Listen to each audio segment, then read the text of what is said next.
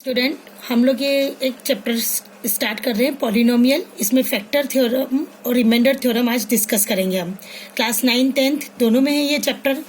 ये सबसे पहले अपन ने एक पॉलिनोमियल लिखी है यहाँ पर, ठीक है।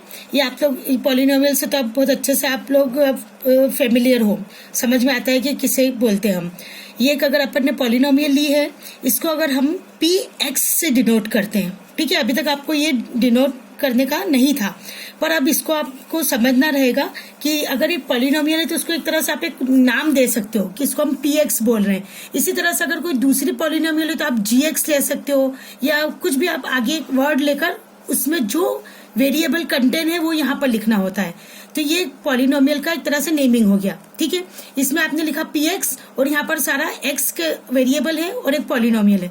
अब आपको क्वेश्चन ये आएगा कि आपको P2 फाइंड आउट करना है। जैसे P2, ये आपको क्वेश्चन रहेगा कि ये पॉलिनोमियल गिवन है तो आपको P2 निकालना है, मतलब x की जगह आपको 2 रखना है, ठीक है। इस तरह से आपको सॉल्व करना है। तो आप कैसे करोगे, यहाँ रखा, ये 3 लिखा, यहाँ x की जगह आपने 2 रखा, 5, फिर x की जगह 2 रखा और 6, है ना। अब इसको आप सॉल्व करोगे। 2 2 जा 4, 4 3 जा 12, 2 2 जा 4, 4 3 जा 12, माइनस 5 2 जा 10 प्लस 6, और इसको आप सॉल्व करोगे तो आएगा 8। इस तरह से आपको वैल्यू निकालनी रहेगी।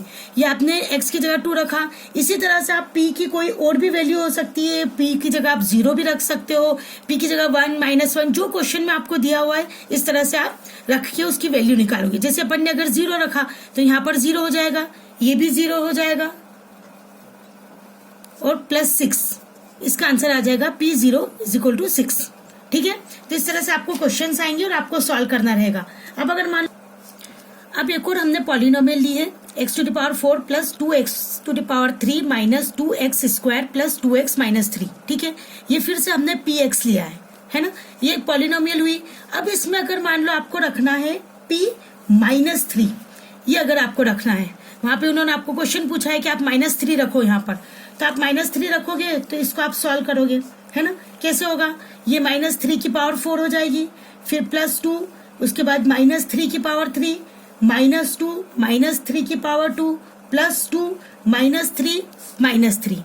ये हमने एक एक वैल्यू रखी है, पावर 4, पावर 3, पावर 2 और ये x और ये -3। अब इसको आप सॉल्व करोगे, ये हो जाएगा 81, फिर हो जाएगा, ये आप मल्टीप्लीकेशन करोगे तो ये हो जाएगा 54, इसको आप मल्टीप्लाई करोगे तो -18, ये हो जाएगा -6 एंड -3।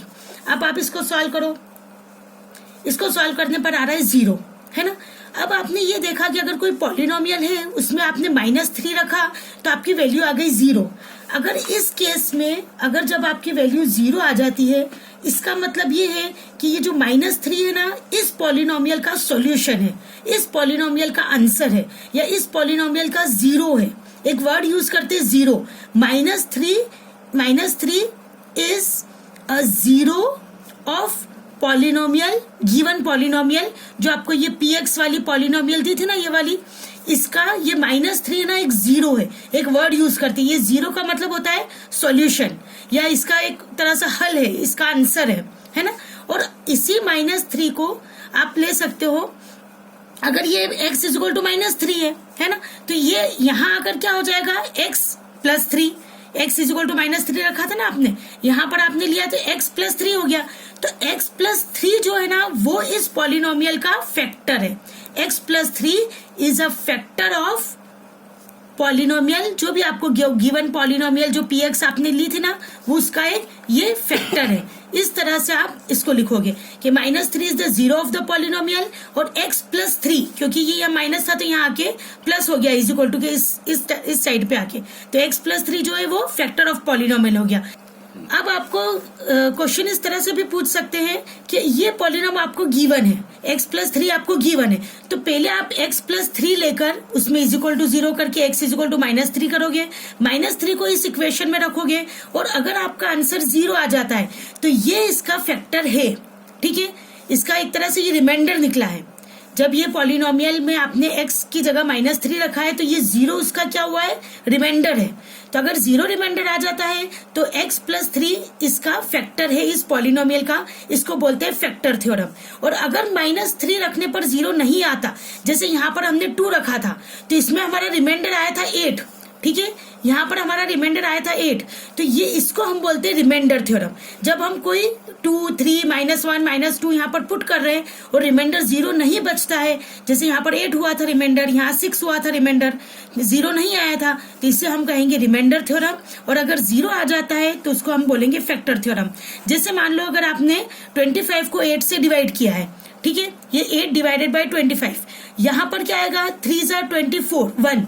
अगर रिमाइंडर 1 है तो क्या हुआ, 8 जो है वो 25 का फैक्टर नहीं है क्योंकि इसमें रिमाइंडर बच रहा है। इसी तरह से यहाँ पर 8 रिमाइंडर बच रहा है, तो ये जो यहाँ पर आएगा p-2, ये जो x -2, वो x -2 जो है ना, इसका रिमाइंडर, इसका फैक्टर नहीं है, ठीक है, x -2 इसका फैक्टर नहीं है क्योंकि 8 रिमाइंडर बच रहा है। जैसे कि हम छोटे से एग्जाम्पल लेकर हम समझ सकते हैं। पर अगर मान लो 24 डिवाइडेड बाई 8 है और आपने 8 को डिवाइड करा 24 से, तो कंप्लीट डिवाइड हो गया, रिमाइंडर 0 बचा है, तो 8 इज अ फैक्टर ऑफ 24। इसी तरह से x + 3 is the factor of polynomial given, क्योंकि उसमें हमने जब वैल्यू पुट करी तो उसका रिमाइंडर 0 बच रहा है। अगर रिमाइंडर 0 बचता है तो वो उसका फैक्टर है। यहाँ पर ये पॉलिनोमियल का फैक्टर है, यहाँ पर ये 8 जो है वो 24 का फैक्टर है। आप चाहो तो इसको सिंपल आप डिवाइड करके भी देख सकते हो। जैसे आप इसको डिवाइडेड बाय यहाँ पर x + 3 किया, ठीक है, ये वाली आपने ली, ये पॉलिनोमियल आपका गिवन था और ये वाली छोटी पॉलिनोमियल जो थी वो आपको डिवाइड करने को दिया है। तो जैसे हमने डिवाइड करना सीखा है ना, x + 3 और यहाँ पर x⁴, इस तरह से आप अगर पूरा डिवाइड करोगे तो यहाँ पर रिमाइंडर क्या बच जाएगा आपका, 0। अगर ये इससे कंप्लीटली डिविजिबल है, रिमाइंडर 0 बच रहा है, तो ये इसका फैक्टर है। जैसे हमने ये डिवाइड करते हैं, इसी तरह से पॉलिनोमियल में ऐसे भी आप डिवाइड करके देख सकते हो, ठीक है। अगर ऐसा आपने डिवाइड किया और डिवाइड करने के बाद आपका रिमाइंडर 0 आया तो x + 3 इस पॉलिनोमियल का फैक्टर है।